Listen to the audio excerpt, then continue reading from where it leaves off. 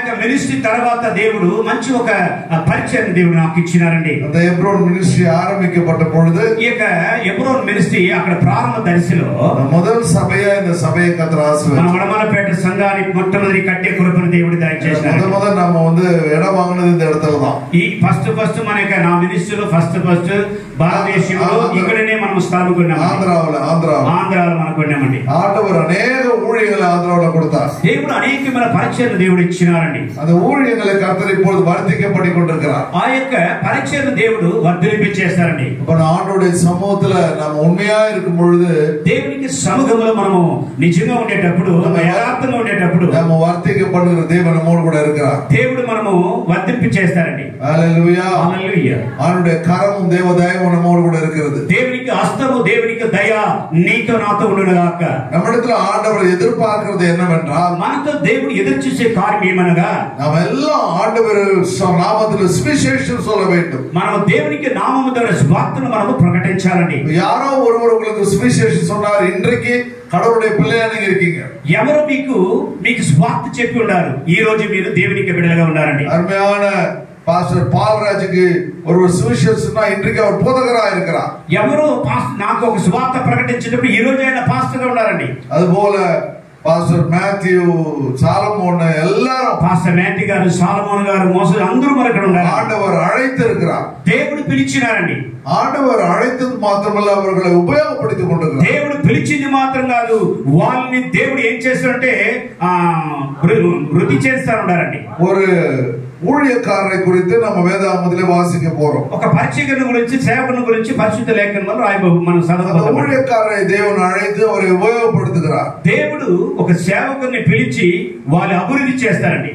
அந்த ஊழியக்காரர்கள் அந்த ஊழியத்திலிருந்து வந்து அவர்கள் வந்து அந்த ஊழியத்தை சரியா செய்யாத பொழுது దేవుడు ఆ పరిచయం సరిగా చేయటప్పుడు ஒரு சில காரியங்கள் வாழ்க்கையில நடைபெறுகிறது. కొన్ని కార్యము వాళ్ళ జీవితంలో జరిగి ఉండదండి. பிறகு ஆண்டவருக்கு அவர்கள் தன்னை ஈடுபடுத்திக் கொண்டு ஊழியத்தை செய்கிறார். తర్వాత ప్రభు కొరకు వాళ్ళు అర్పించి బ్రహ్మాండంగా పరిచయం చేసినారండి. వేదాగమத்திலே 2 రాజాக்கள் పుస్తకం 7వ అధ్యాయం 2 రాజులు 7వ అధ్యాయము 2, 3, 4, 5 వచనాలు 2, 3, 4లో మనం చూస్తామండి. తమిళ తెలుగులో చదవండి. దయచేసి తెలుగులో చదివితే బాగుంటుందండి.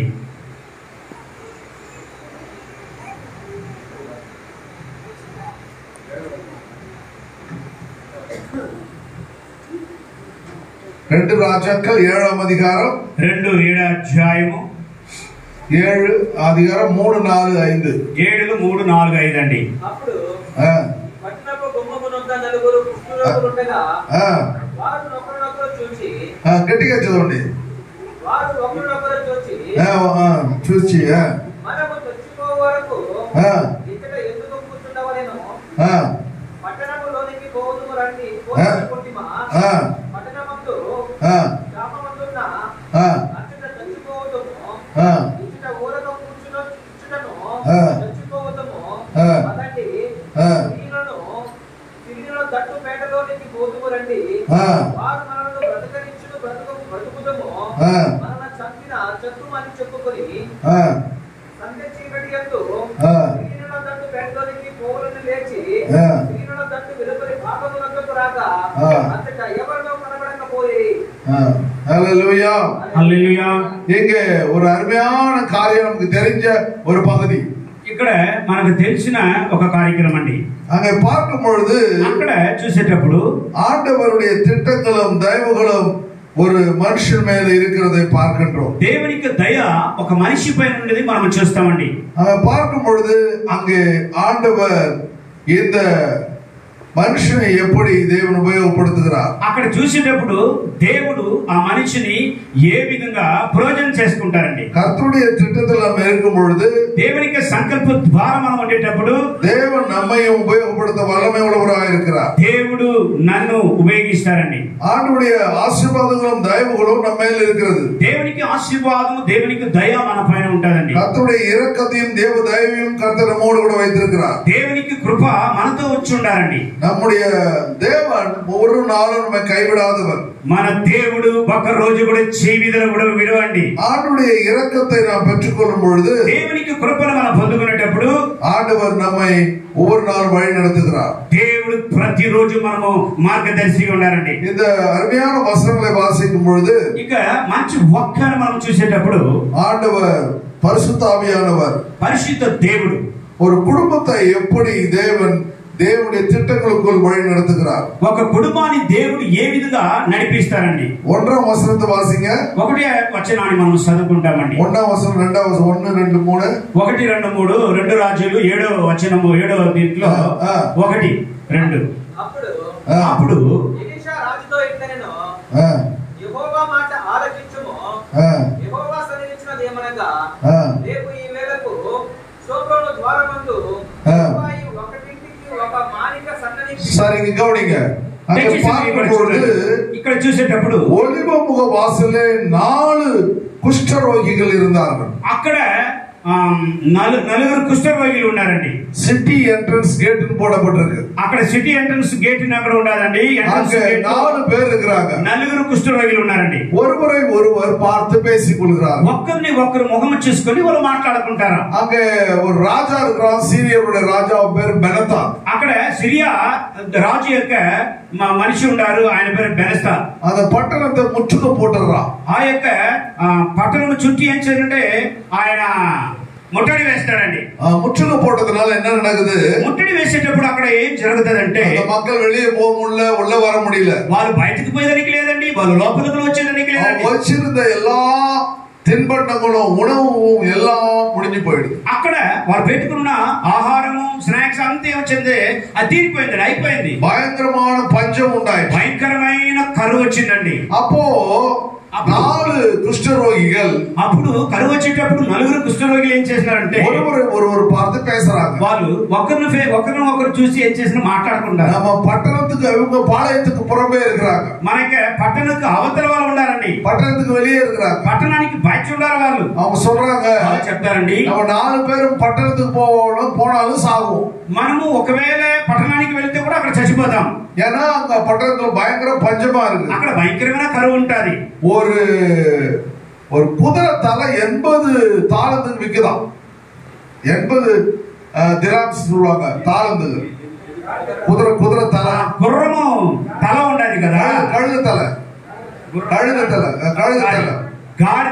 చెప్తాడు. గాడిద తల 80 దినారులు. అక్కడ யாராவது கழுத தலை, யாரும் கழுத சாப்பிடுறத பாத்துருக்கீங்களா? கழுதை சாப்பிட மாட்டாங்க. గాడి తల ఎవరు తింటారండి? குதிரை, ஒட்டகம், ఆడు మాడు எல்லாத்தையும் சாப்பிடுவாங்க. గుర్రము అంటే ఆవులు, గాడి తింటారండి. పంచத்துல வர வழியே கிடைக்கல. అక్కడ ఆ యొక్క కరువులో ఏమి చేయాలని, ఏదో సాப்பிடுறது கிடைச்சா போதும், ఏదో తినాలా, కడుపు నిండాలా. அதுவே 80 தாளந்துகள், అది 80 దినారులండి. ఇక్కడ அவ்வளவு பெரிய பஞ்சம் அந்த பட்டணத்துக்குள்ள இருக்கு. భయంకరమైన కరువులు అక్కడ స్థలంలో వచ్చింది. இந்த பக்கம் பார்த்தா சீரியருடைய ராணுவம் இருக்கு. ఇక్కడ చూస్తే సిరియా యొక్క రాణువు అక్కడ ఉండాలి, సైన్యం అక్కడ ఉండాలి. இப்ப இந்த 4 குஷ்டரோகிகள் என்ன நினைக்கிறாங்க? ఈ 4 కుష్ఠరోగులు ఏం చేస్తారంటే, இங்க பட்டணத்துக்குள்ள போனாலும் உணவு கிடைக்காத செத்து போயிடுவோம். అక్కడ పోతే కూడా ఆహారం తినకుండా చచ్చిపోతాం. அந்த சீரிய ராணுவத்துக்கு போனாலும் நம்ம செத்து போயிடுவோம். సిరియా యుద్ధానికి అక్కడ వెళ్ళినాను, అక్కడ చచ్చిపోతాం. ஆனா ஒண்ணு செய்வோம், కనుక మనం ఒకటి చేస్తామండి. ஆனா அங்க உணவு இருக்கு, అక్కడ ఆహారం ఉంటది. நம்ம போயிட்டு அங்க ட்ரை பண்ணுவோம். మనం అక్కడ వెళ్ళి మనం ట్రై చేస్తామండి. துணிந்து போவோம். మనం వెళ్ళాలా? அப்போ நாம ஒருவேளை உணவு கிடைச்சா சாப்பிடுவோம், இல்லைன்னா மடிஞ்சு போவோம். ఒకవేళ ఆహారం దొరికితే తింటాం, లేదంటే చచ్చిపోతాం. ஒரு முடிவை எடுக்கிறார்கள்.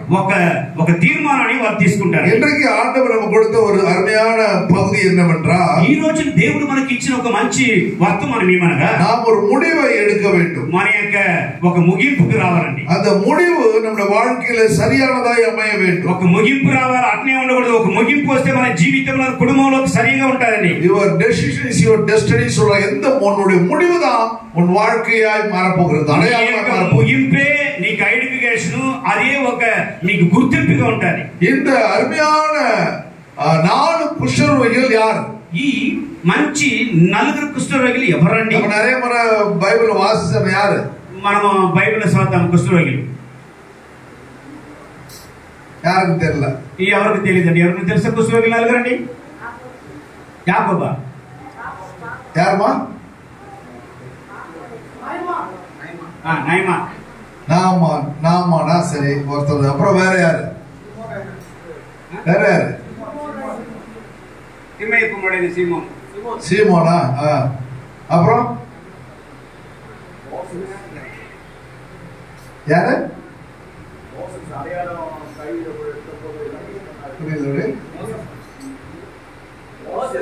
మోసెస్. மோசஸ். ஓகே. 4 குஷ்டரோகி யாரு? 4 பேர் ஒருத்தர் பேசிக்கிறாங்க. இங்க போனாலும் செத்து போயிடுவோம், அங்க போனாலும் செத்து போயிடுவோம். இந்த 4 కుష్ఠరోగి யாరు? ఈ 4 కుష్ఠరోగులు ఎవరు? అక్కడ పోయినా చచ్చిపోతాము, ఇక్కడ పోయినా చచ్చిపోతాం. ఎట్ట మన పరిస్థితి? ఎవరు ఆ 4 చెప్పండి? அந்த 4 பேர் யாருன்னா, ఆ 4 ఎవరంటే, ஒருவர் கேயாசி. ఒక్కరు వచ్చి కేయాసి అండి. மீதி 3 பேரு அவருடைய பிள்ளைகள். వాళ్ళు ముగ్గురు ఎవరంటే తన బిడ్డలండి. இந்த 4 பேரும் ఈ 4 அம்மா அருமையா ஒரு மெசேஜ் எடுத்தாங்க. சாபத்தை பெற்றுக் கொள்கிறார்கள்.